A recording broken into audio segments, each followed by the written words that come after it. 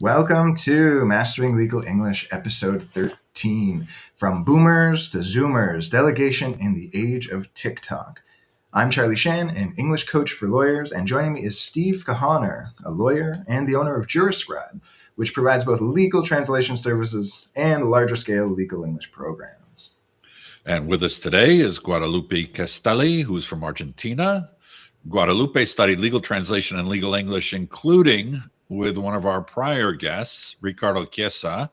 If you recall, in episode 8, he was with us to discuss false friends in the legal context. Guada is a translation project manager at Juriscribe, and she's also studying part-time for her law degree. Welcome, Guada. I am. Thank you so much for having me. And speaking of delegation, when I was a junior associate, delegation was simple. You were told what was wrong, usually in red pen in the margins of your carefully typed memo or contract, and getting yelled at was considered being mentored.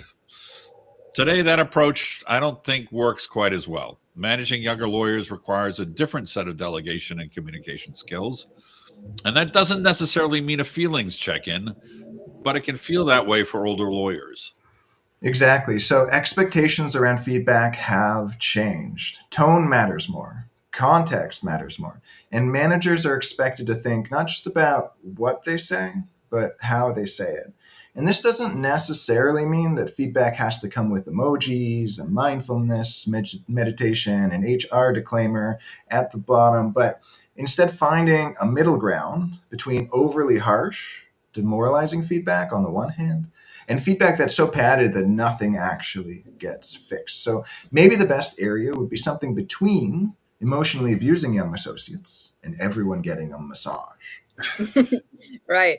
And like you said, expectations have changed, but because life has changed, at least from our side. People still want to do good work, but they want to be able to do it without burning out and staying at the office indefinitely. What we want is sustainability. So today we're unpacking how delegation has evolved and what happens when digital native lawyers enter a profession that still operates in many ways like an analog one. Yeah, we thought it'd be a good idea to explore how delegation and leadership are changing as Gen Z lawyers enter law firms that were largely designed around boomer assumptions.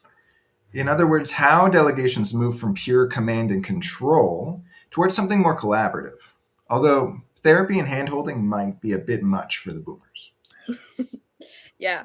And I will try to convince them that Gen Z isn't entitled. We're just fluent in feedback. Great. So delegation today is more complicated than it used to be, especially in cross-border environments. We're dealing not only with generational differences, but also cultural and linguistic ones, which often all collide in the workplace. So let's break down how Spanish delegation, boomer delegation, and Gen Z delegation could really be expressing the same thing in different ways. Well, I don't know. When I started out, delegation was simple. You told people what to do. It was clear, it was efficient. I need this by 5, fix this section, send me a clean draft. That's not rude, it was professional. The priority was clarity and speed. Tone was assumed to be neutral. Spanish speakers and Zoomers reading messages like this from an English speaking boomer like myself should interpret it as neutral, efficient, and not hostile. Don't overinterpret it. If something isn't clear, ask for clarification. There's no need to apologize for that. Yeah, so boomers tend to expect execution and not negotiation. So indirectness can read as hesitation or lack of urgency or something negative like that. Hmm. Right. But to us, to Gen Z, that kind of directness feels aggressive, unless you know the person well. We also like clarity, but we respond better to collaborative, polite phrasing. How you say things matters just as much as what you say. And interestingly enough, polite phrasing as a choice in English actually aligns closely with how Spanish is naturally spoken. Well, can you tell us what you mean by that? Yeah, sure. For example, in the workplace, Spanish tends to use indirect relational phrasing. For example, a ver si puedes tener esto para las 5. Cuando puedas, intenta revisar esto hoy. ¿Sería posible que me mandes un borrador? In Spanish workplaces, these sound fully clear, polite, but also non confrontational. And the deadlines and the expectations are understood, but the phrasing matters. The phrasing maintains rapport. And this tone matches how Gen Z communicates in English. Again, let's see some examples. Could you review this by 5 p.m.? Let me know if anything is unclear. When you have a moment, can you tighten up this paragraph? And again, the goal isn't vagueness, it's respect. So Spanish speakers delegating in English actually have an advantage with Gen Z because the tone's already baked in. Is that right? Yeah, yeah, absolutely. Spanish professionals use warmer greetings, more context, the transitions are softened. A normal Spanish email might sound something like: Hola, ¿qué tal? Te mando esto para que lo revises antes de las 5. Avísame si este plazo te causa alguna dificultad. Gracias. Right. So, and if you don't speak Spanish, that was very nice. There's a lot of details. But the difference is English legal writing strips out warmth. It's very bare bones. It's just hi. Please review the attached by 5. And that brevity may feel rude to Spaniards, but normal to English speaking lawyers. Yeah, boomers, we're not trying to be rude. We're trying to be efficient. It's not intended to be cold. It's just saving time, basically. Yeah, it seems like the communications could break down at least because each group assumes the other knows what their tone means.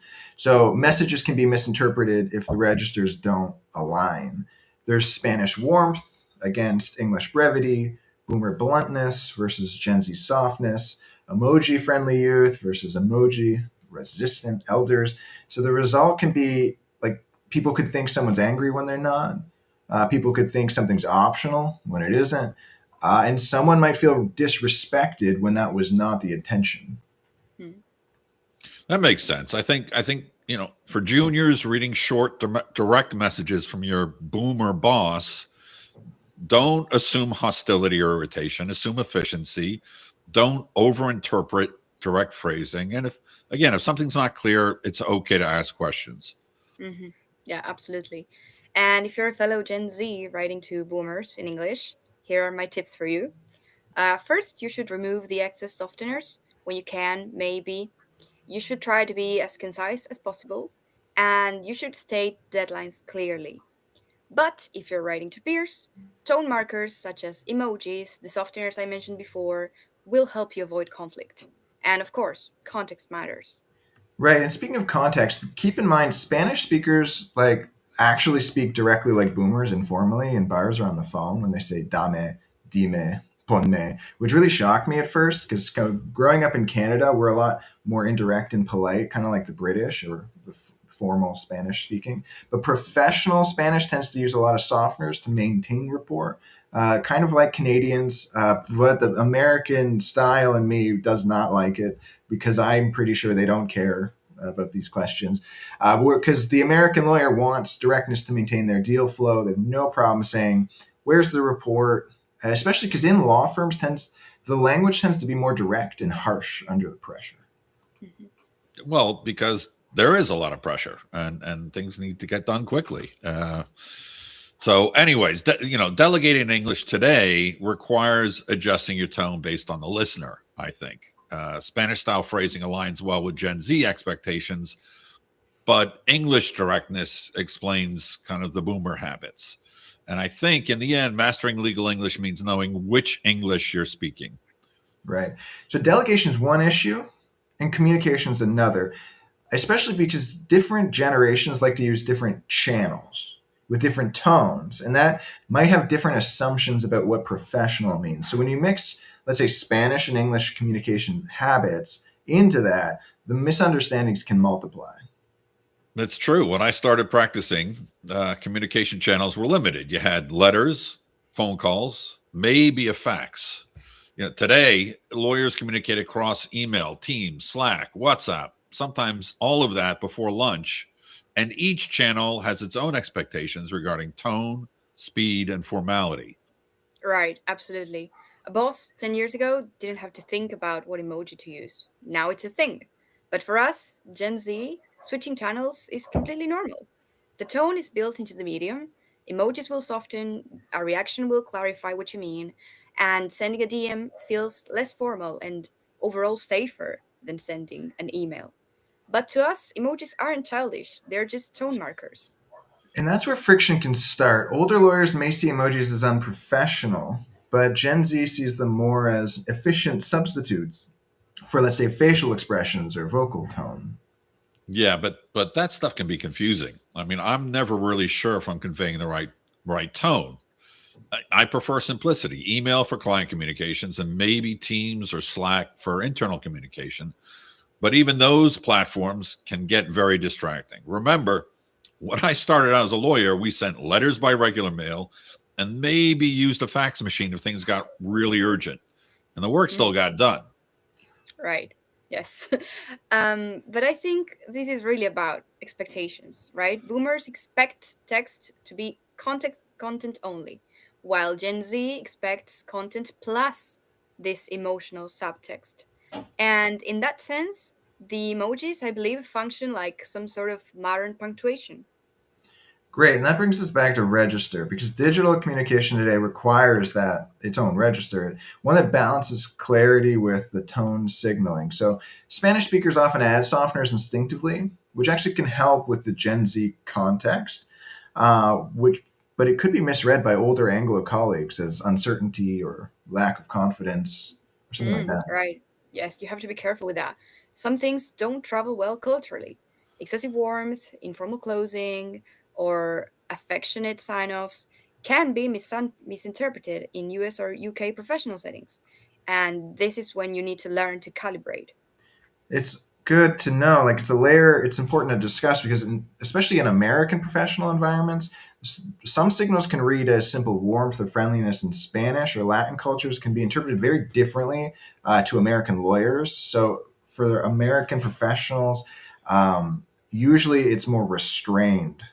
Mm. Excessive warmth can raise questions about boundaries, intent, or appropriateness, especially in hierarchical relationships. And I'm especially thinking of kisses on the cheek. Exactly. Yeah. In Spanish and Latin cultures, warmth is mostly just politeness. Using friendly greetings, checking in personally, signing off with affectionate language isn't filtration, it's rapport. But those same signals don't always translate clearly into American legal culture. It took me decades, literally, to get used to the kiss on the cheek. It really was very difficult as an American, probably as a New Yorker, to get used to that type of greeting. From an American perspective, people are more they're more often trained to be cautious, and friendly language, emojis, informal closings can sometimes be misread as overpersonal or, in the worst case, inappropriate, and especially if there's a power imbalance. Right. Um, And it's not a that's not a moral judgment. It's more cultural. So American workplaces they treat neutrality as safety, and I would try to be more neutral and safe. So the fewer signals you send, the less likely your intent will be questioned. So if you are going from Spain to the U.S., you might want to keep this in mind. Mm-hmm. Yep. So, Spanish speakers working in English, especially in US linked firms, remember that you need to be aware that warmth can carry extra meaning. Hugs, kisses, hearts, overly familiar language may feel familiar and natural, but it can trigger discomfort on misinterpretation. yeah, it cuts both ways. Americans can misinterpret warmth as something it isn't, and Spaniards or Spanish speakers can read American restraint as cold or unfriendly. Mhm. Right. The practical rule is simple. So American legal contexts default to neutral professionalism, especially up and across department, where warmth can be added once relationships and expectations are clear. Absolutely, yeah. Think of it as register and not personality. You're not being less friendly, you're choosing the safest professional code for the environment. Speaking of safety, delegation is one thing, but feedback is where people actually get into trouble. There's tone, phrasing, generational expectations, cross cultural communication. It can all be an HR minefield. So let's talk about how to give feedback safely in English and how Spanish and Anglo instincts can clash. Well, my perspective. When I was trained, feedback was direct. This is wrong, fix it. Rewrite this. This analysis doesn't work. It wasn't personal. It was mainly about efficiency. Oh, All right. It may have had a little bit of "I'm the boss, do what I say" in there, but the assumption was you wouldn't break, you don't need emotional cushioning, and you want to improve quickly. So for boomers, blunt often equals productive. But for many Spanish speakers, blunt can sound angry. And for Gen Z, blunt can feel demoralizing or disrespectful. Yeah, definitely. In Spanish, feedback is usually delivered a bit differently. It tends to be indirect, softened, buffered with positive framing. For example, we can say, creo que esta parte se podría mejorar un poco, quizás convendría revisar este párrafo, está bien, pero habría que darle otra vuelta. Spanish speakers interpret this as perfectly clear, gentle but also firm, and most importantly, respectful. Well, yeah, the problem is in English and in Anglo or international firms, that softening can be interpreted as too vague, not urgent, or possibly optional.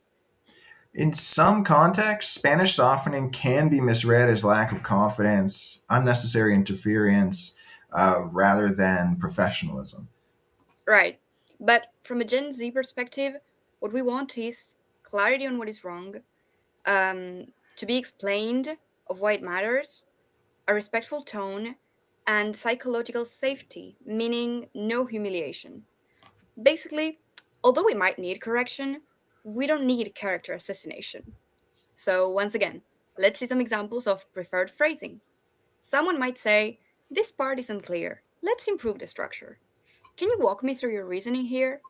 Next time, tighten this section so it's more concise." So, linguistically, feedback has moved from commands to collaboration, from fix this to let's revise this together. And that's not a weakness, it's just calibrating tone. Yeah, I recognize the cultural shift. Although, in all fairness, if I say fix this, I mean fix the text and not your personality. And that's a key point. So, HR problems can arise because of delivery instead of substance.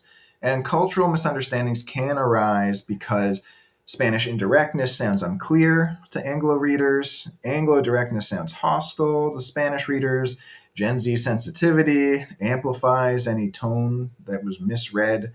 And honestly, even talking to other departments outside of legal requires a shift in vocabulary and tone because not everyone knows legal English vocabulary. And there's a good chance someone from another department will get triggered when you tell them they're not allowed to steal another company's intellectual property. So, some examples of boomer era phrases that might trigger problems. Well, actually, Steve, can you help me with some examples? I don't know. I've been told that some of my phrasing could use some modification. Typically for me, this is absolutely understandable to say things like, "This makes no sense. Did you even read the instructions?" Or, "You should know this better than me, and it's causing me a lot of extra work." Those are all fine for me, but I guess maybe not today.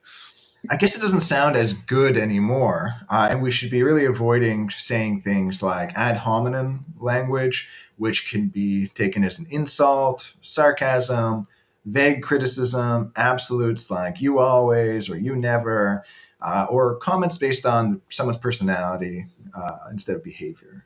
Exactly, yeah. Like Steve said a few seconds ago, we should describe the problem and not the person. We should anchor feedback to the document and not the writer.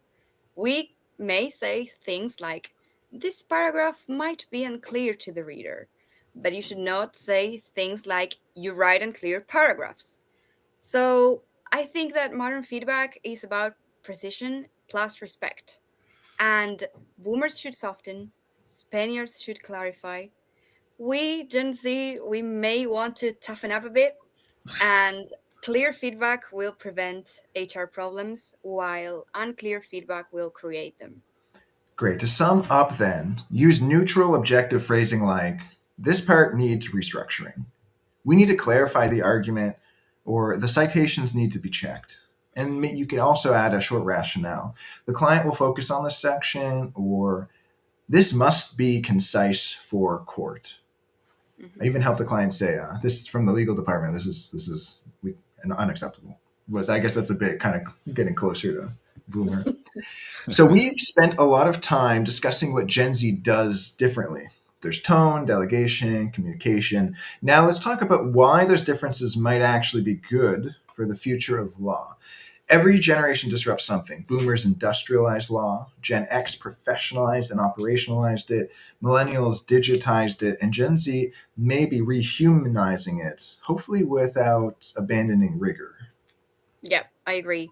As digital natives, we tend to be comfortable with AI, with automation, with integrating it into our workflow.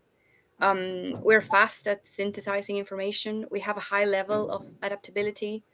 From a communication standpoint, we value a respectful tone. We favor collaboration. We expect alignment around ethics, transparency, and purpose.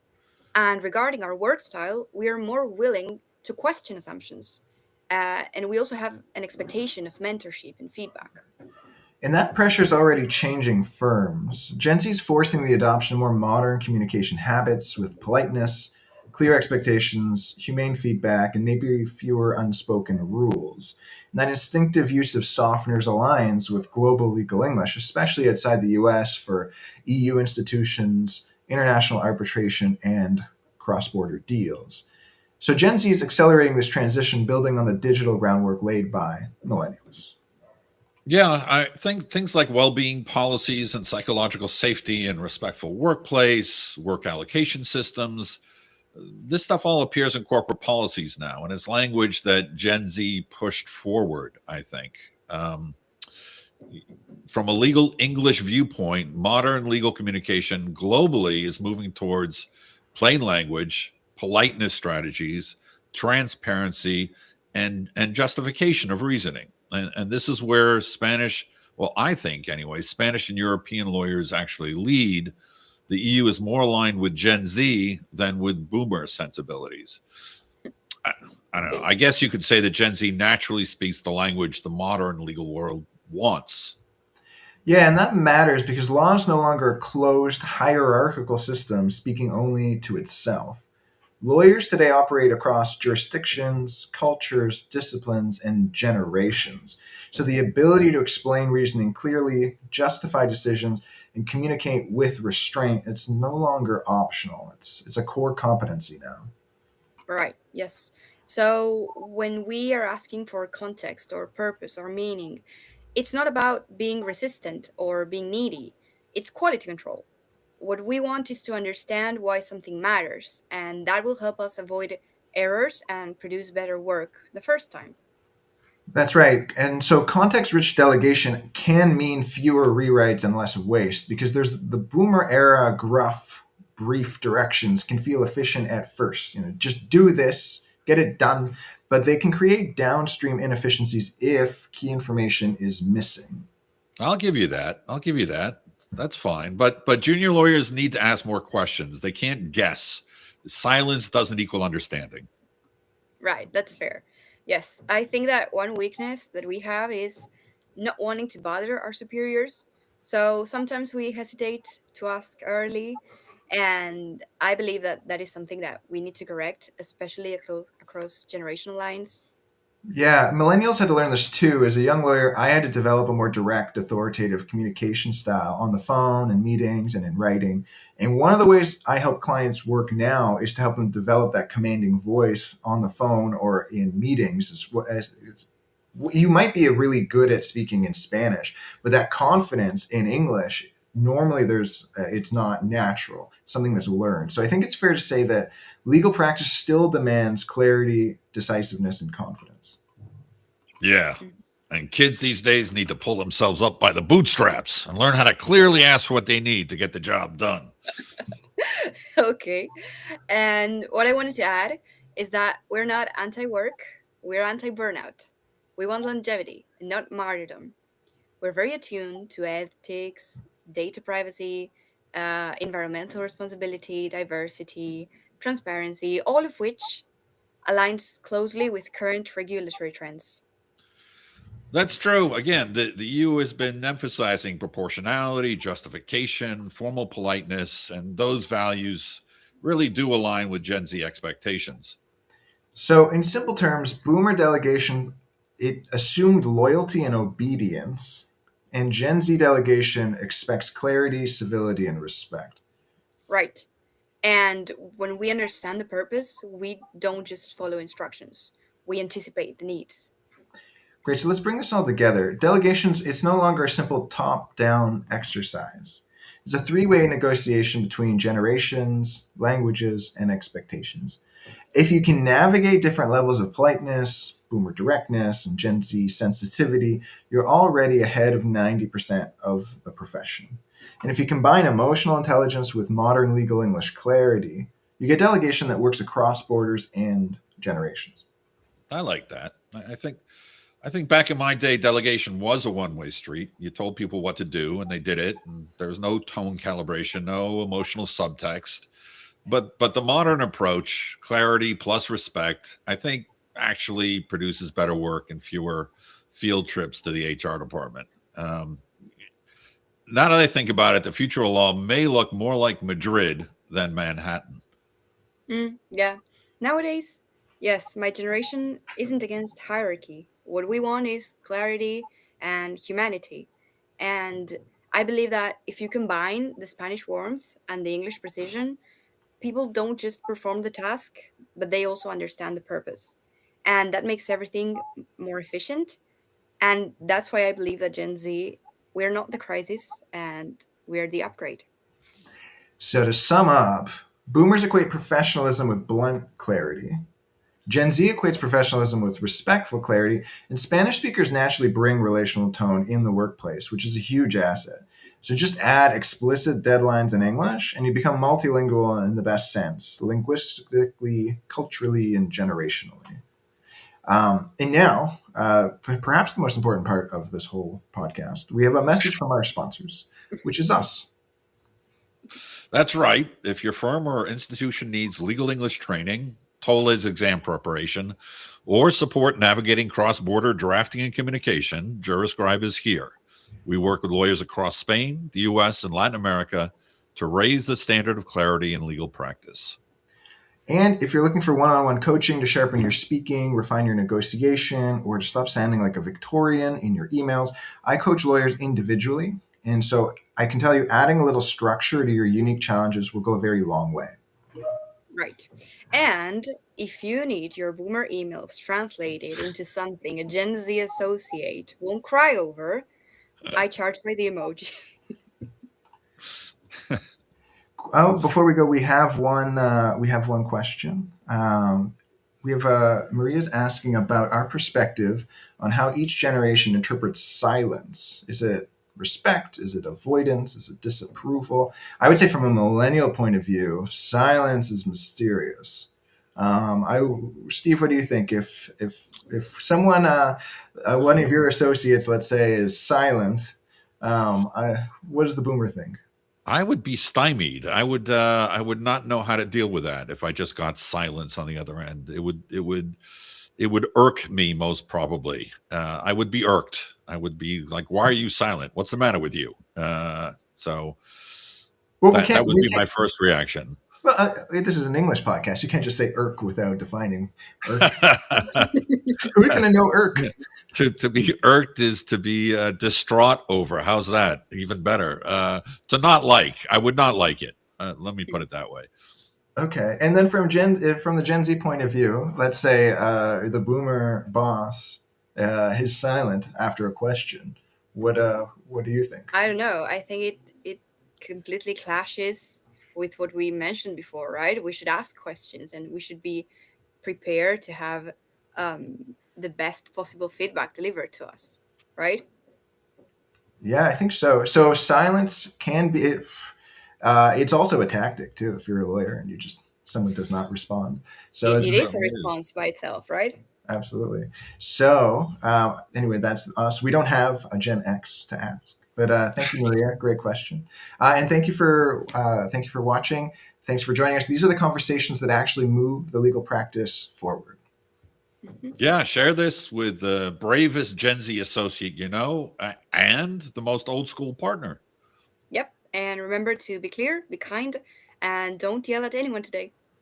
This has been the Mastering Legal English episode 13. Delegate strategically, communicate intentionally, and choose the right register for the right audience. See you next time, and don't forget to subscribe. We're on YouTube, Spotify, and Apple Podcasts, and we'd be happy to hear from you on LinkedIn.